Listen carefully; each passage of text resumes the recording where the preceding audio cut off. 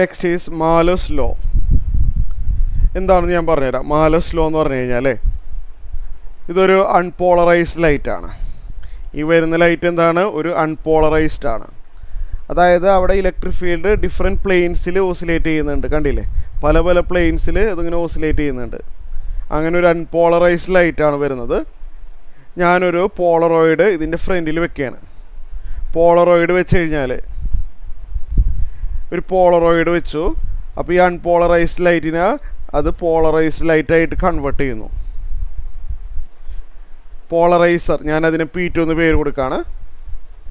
ഇതിനൊരു pass axis ഉണ്ട്.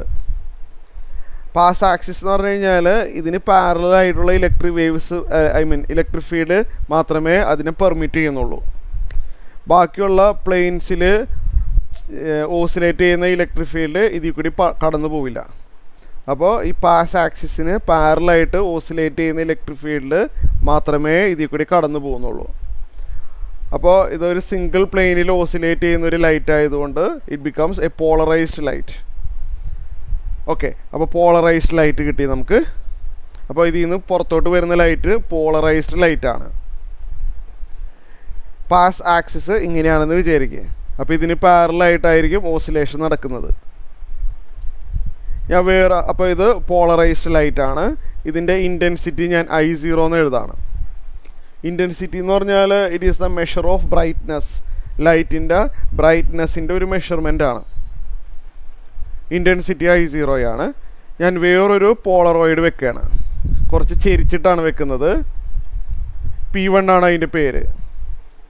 അതിൻ്റെ പാസ് ആക്സിസ് ഇതിനേക്കാളും സ്വല്പം ചെരിഞ്ഞിട്ടാണ് കേട്ടോ. ചെരിഞ്ഞിട്ടാണെന്ന് പറഞ്ഞു കഴിഞ്ഞാൽ മനസ്സിലായില്ല, ഇത് കണ്ടാൽ അറിയാമല്ലോ. ഇതിൻ്റെ പാസ് ആക്സിസ് ഇതായിട്ട് ചെറിയൊരു ആംഗിൾ ഉണ്ടാക്കുന്നുണ്ട്. അപ്പോൾ ഈ പോളറൈസ്ഡ് ലൈറ്റ് ഇതിൽ കൂടി കടന്നു വരുമ്പോൾ ഈ പാസ് ആക്സിസിന് പാരലായിട്ടുള്ള ലൈറ്റ് വേവ്സ് മാത്രമേ ഇതിൽ കൂടി വരുള്ളൂ. ക്ലിയർ ആയല്ലോ? ശരിയല്ലേ? അപ്പോൾ നമ്മൾ ലൈറ്റ് വേവ്സ് ഇതിന് പാരലായിട്ട് ഇങ്ങനെ പാരലായിട്ട് വരുന്നത് കണ്ടില്ലേ, ഇങ്ങനെ വരും. ഓക്കെ ആണല്ലോ? ഇതിൽ കൂടി വന്ന ലൈറ്റ് ഇതിന് പാരലായിരുന്നു. അത് സ്വല്പം ചെരിയുമ്പോൾ ഇതുപോലെ വരും. പാസ് ആക്സിസിന് പാരലായിട്ട് ഇലക്ട്രിക് ഫീൽഡ് ഇങ്ങനെ ഓസിലേറ്റ് ചെയ്തുകൊണ്ടിരിക്കും. ഇവിടെ വരുന്ന ലൈറ്റിന് ഇൻറ്റൻസിറ്റി വളരെ വളരെ കുറവായിരിക്കും. ഓക്കെ, ഇവിടെ I0 ആണ്. ഇവിടെ എത്തുമ്പോൾ അത് ഇൻറ്റൻസിറ്റി വളരെ കുറവായിരിക്കും. അതാണ് മാലോസ് ലോ പറയുന്നത്. അതിൻ്റെ ഒരു ഫോർമുല ഉണ്ട്.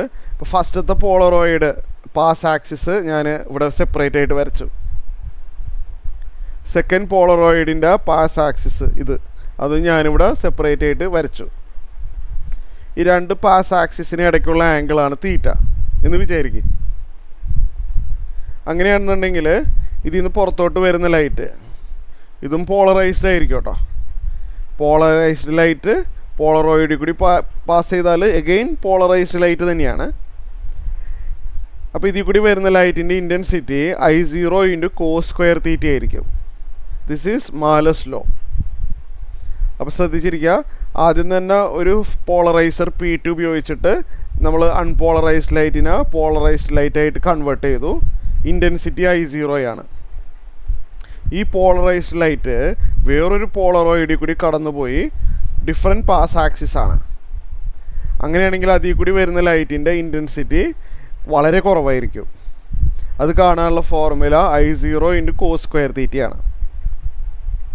തീറ്റ എന്ന് പറഞ്ഞു കഴിഞ്ഞാൽ angle between the pass axis.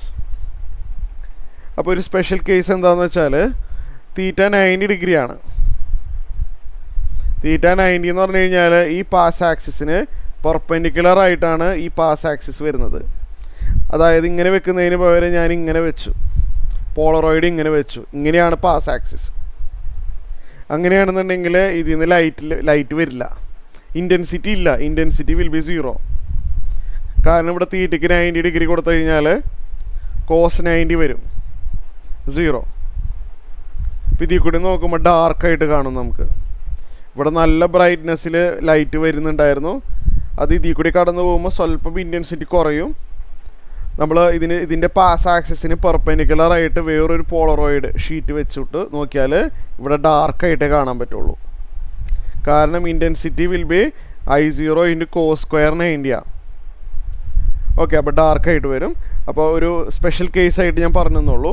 അപ്പോൾ ഇത്രയും കാര്യങ്ങളാണ് മാലസ് ലോയിൽ വരുന്നത്. ഓക്കെ.